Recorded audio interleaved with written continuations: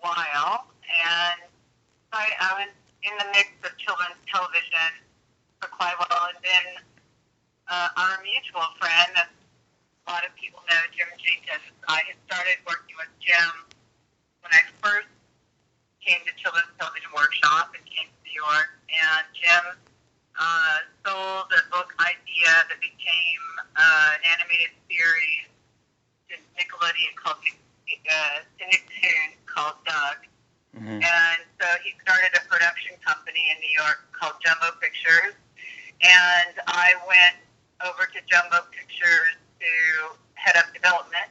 And another friend of mine, John Hoffman, came to me while I was doing development at Jumbo and said, let's develop something. And so we were talking about different ideas. And then one day he said, well, Nickelodeon is looking for preschool concepts. And we had both been at, around Sesame Street at Children's Television Workshop. And we thought, how can we sort of reinvent that form, which was puppets, live action, some animation, things like that.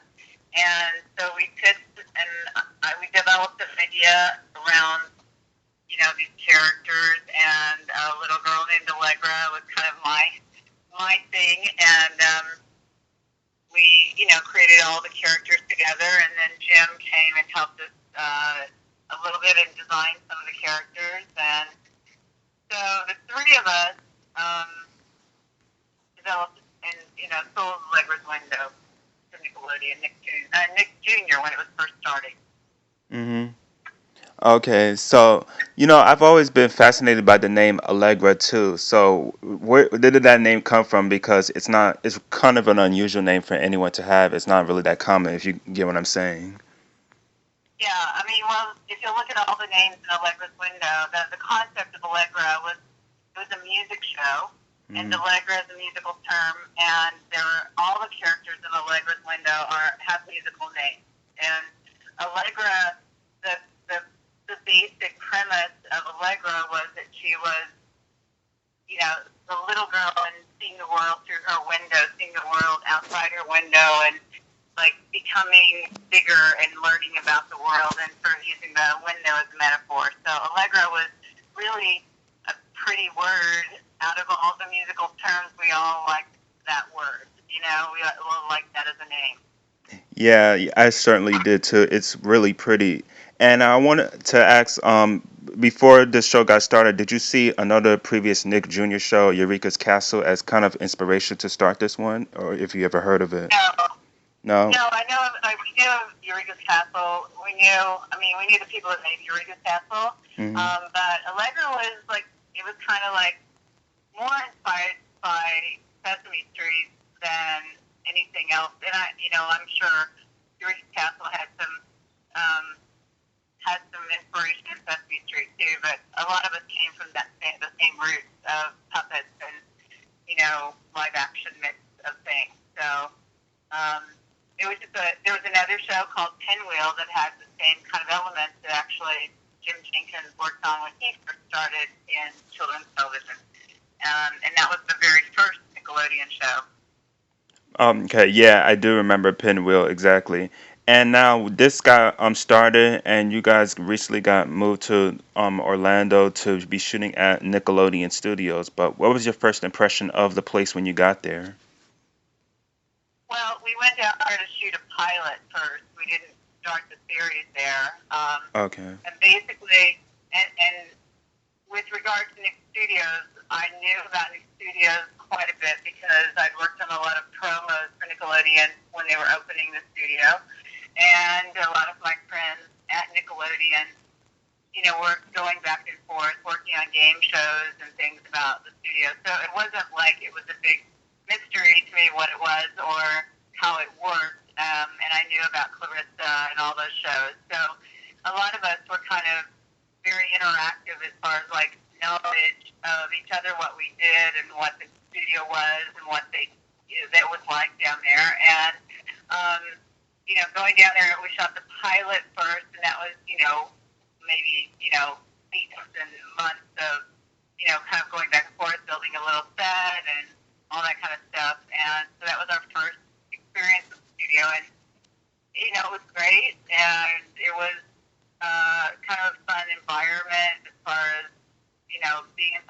Park area and stuff like that. I mean, it wasn't New York. It was very different, but it wasn't. It was much like, California in a way, as far as studio spaces and things like that. There was a lot more sort of suburbanness about it. So.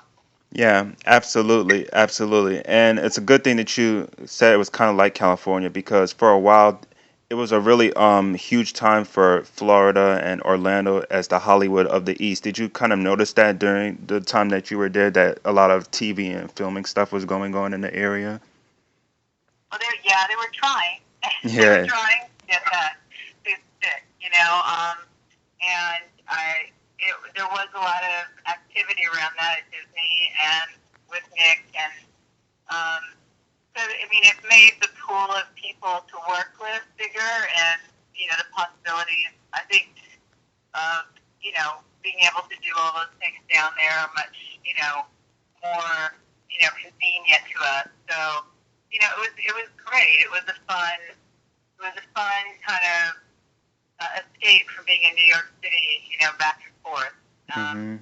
And when we were down there for the longer shoot, you kind of settle in, you find a place to live, and that sort of being on set with people kind of relationships were, they were lifelong kind of.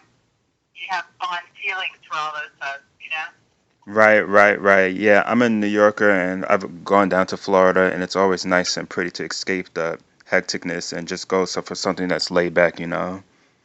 But Yeah, especially if it's in the winter, not in the yeah, summer. right. Oh boy, don't tell me about that. But can you describe a typical day of shooting an episode at the place for Allegra's Window? Like, what was a typical day like shooting the show?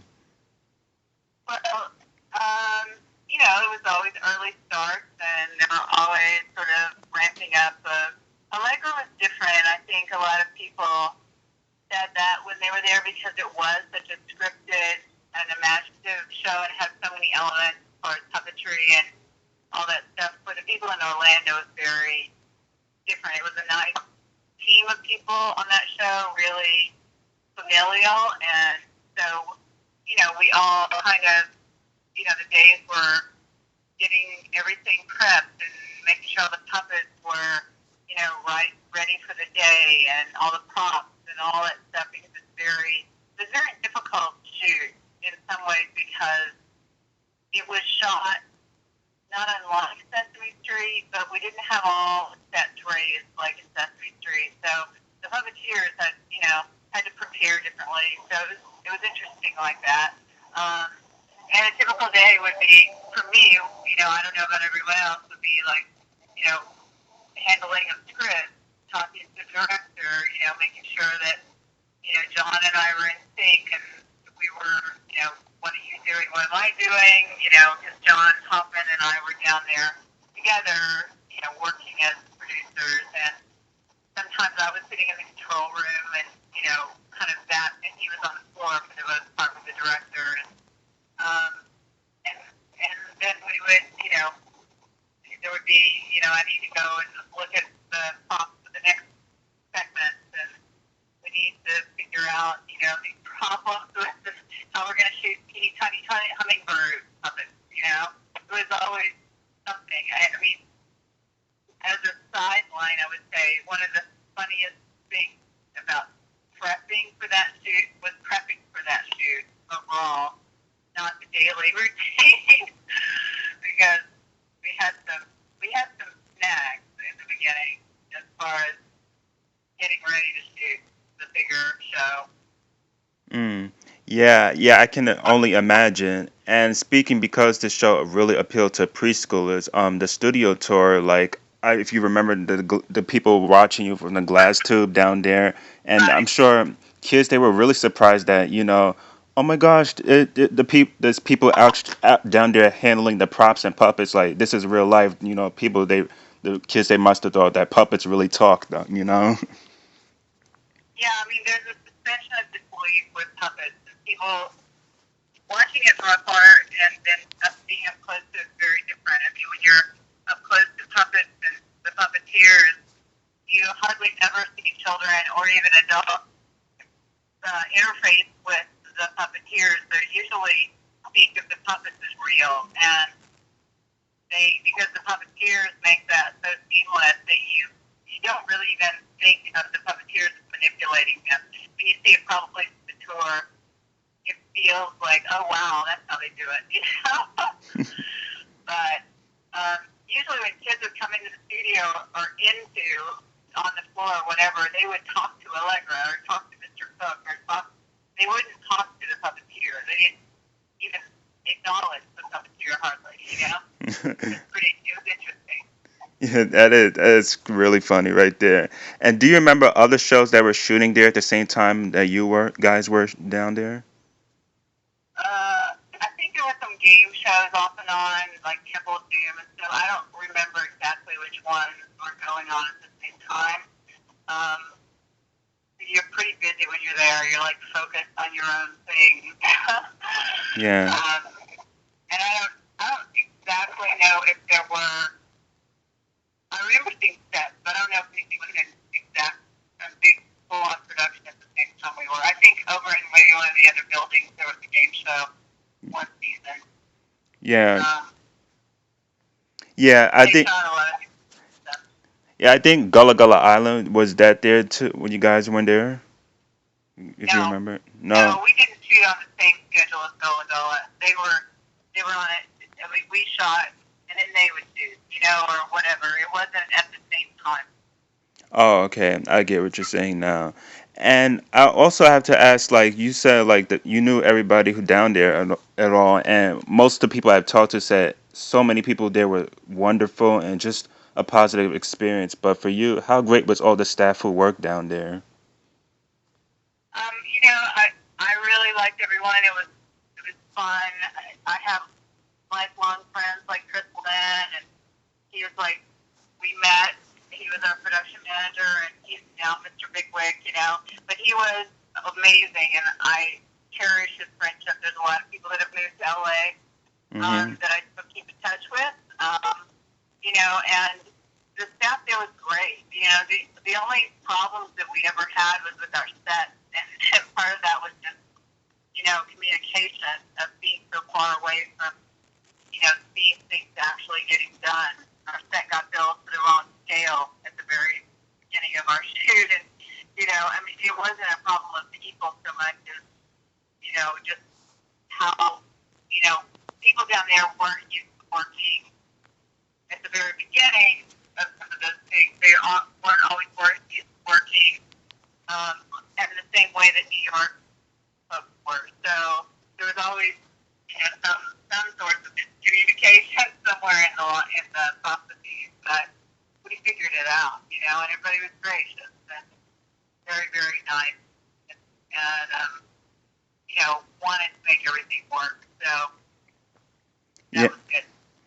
Yeah, because I always say that this was Florida and not somewhere that was really high and expensive and like New York or LA. You guys were kind of like a close knit family together, and you guys were working really hard, but at the same time being like a family friendly environment like Orlando really helped you guys out to shoot the show, whatever shows that were shooting down there. If you, yeah. Yeah. And I have to ask, this is going to be really funny, but did you ever get to see somebody getting slimed on the show, like you or anybody else, the cast of crew? No, we didn't do that. There was other shenanigans, but it wasn't slime. I mean, we played with slime stuff. We used it a lot. And we played with all those toys, kind of things. We used them in our pop stuff, but we didn't put it on people so much. Right. Yeah, because I always figured that somehow the puppets would get really, really damaged wrong if slime was ever to get inside of any of them. If that's just a guess from I'm not an expert on that type of stuff. Yeah. You can't. You have to be. They're expensive. They're very, very expensive. So you can't really. You have to be ultra careful and manufacture things. Even if you're going to do something like that, you have to do it in a way that it won't impact the actual, physical puppet itself, because they're too expensive to run in any way. You keep them clean, and we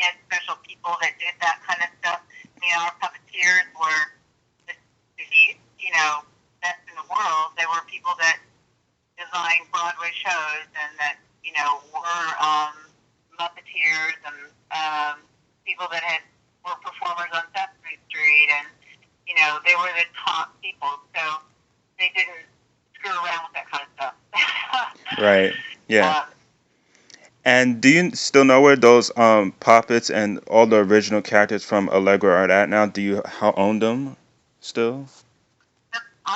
I know who has some of them. I think that some of the puppeteers have their puppets, and I know they didn't keep Allegra's house; that got destroyed. But oops, sorry,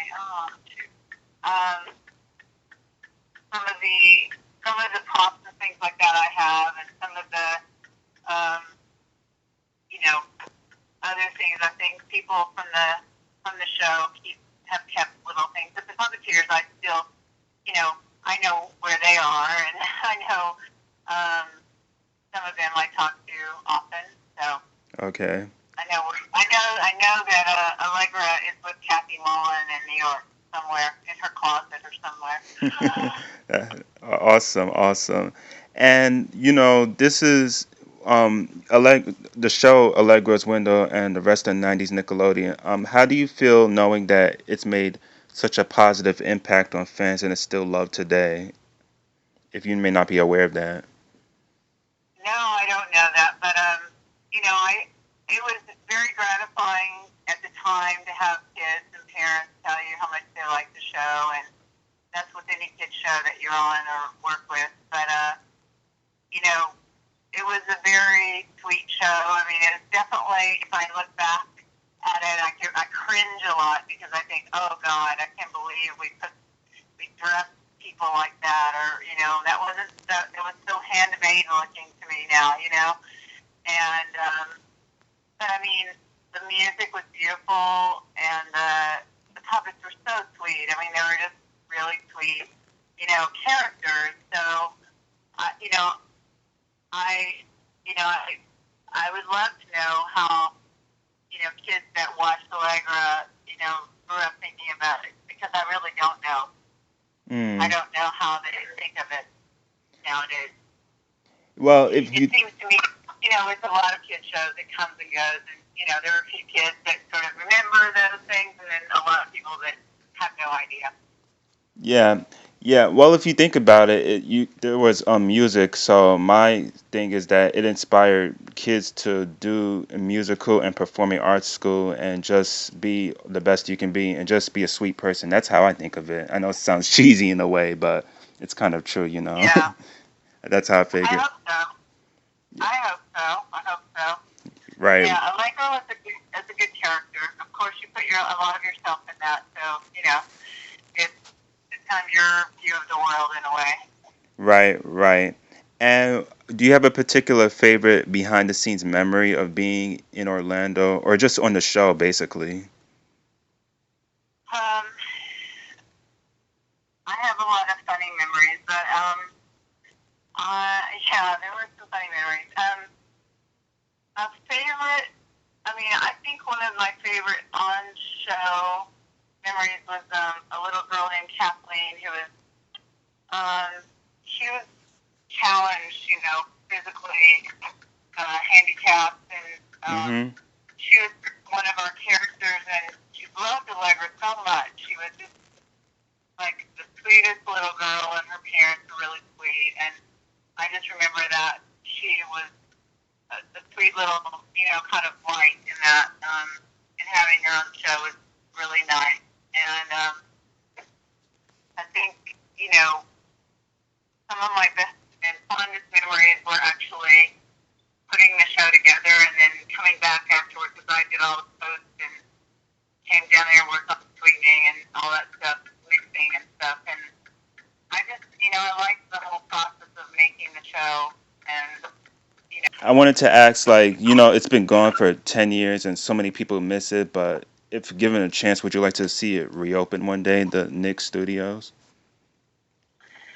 you know, I don't have an opinion about that one way or the other. I mean, I don't deal with Nickelodeon anymore, and I think to me, it's really, I look at it differently now. I think, if people want to interact with Nickelodeon, then, there is a theme parky thing to go to there. I think as far as the studio, all that energy has shifted. So I don't think you could ever recreate it. It would just be a different thing. Oh So yeah. I don't like it's like I want to live that over again. I think it was wonderful at the time, but I don't really, pine for it. I like seeing the same people sometimes and reliving some of those memories, but I Yeah. don't miss it in that particular way. Yeah, yeah, I understand completely what you're saying. Looking back on the Nick Studios in Florida, what do you think made it so great and special for you? I think it's just, it's like anything. It was just, you're young and you're like, oh, we get the chance to go do this, and it's great, and that was fun. And it's like being in high school or something. It was a lot of youthful energy, and people just really got to make things, and financially being supported to do that, that was a magical time. So it was good for that, for sure. Definitely, definitely. I'm really proud that I created this project because with 96 interviews and your number 96, the stories that I've heard so far are just magnificent, and that's why I wanted to create this just for people to see that it was a remembrance and a special place in children's TV and a place that you could go to see where Nick was made, and that's why I wanted to create this project. Yeah. Yeah. Well, it's just a very different world now, and Nickelodeon, it was a very creative space. Nickelodeon itself in New York was the same, and it doesn't exist in that same way anymore. And yeah, I kind of miss that, but that exists in other places, and other kinds of energy of the same, same kind of energy exists in other places. It just you can't recreate it at Nickelodeon. Probably, but it was wonderful at the time, and it changed and a lot of people's lives in that sense. Right. It helped us learn. It helped us learn a lot. Oh, absolutely, absolutely. I agree with you. There's so many things you can learn from it too. But Samantha, I really want to thank you because I'm really thankful that you take the time out to talk to me today. Well, you're welcome. Good luck with your. So I want to thank you and say I really appreciate you, and I know you're on time limit, so I'm gonna let you go. Okay. Okay. Well, good luck. All right. Thank you. Thank you. I will talk to you later. All right. Bye bye.